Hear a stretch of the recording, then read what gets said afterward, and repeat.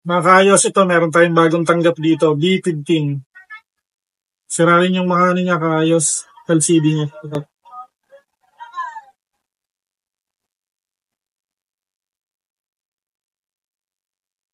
Yan, nilay na siya mga kaayos. Palitan din natin to ng bagong LCD. Tara.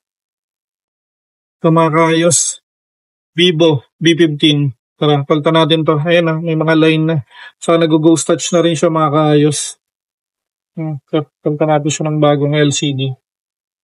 Mga kaayos, ito natanggal na natin yung LCD ng Vivo B15. Ito, screen frame niya. Mapapansin niyo mga kaayos, marami pa siyang pandikit sa gilid.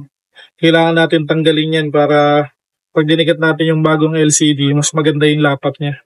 Tara mga kaayos, linisin muna natin to bago natin ikabit tong bagong LCD natin. Tara. Mga kaayos, nakabit na natin tong LCD ng Vivo B15. Ito, testing na lang natin to mga kaayos bago natin isarado.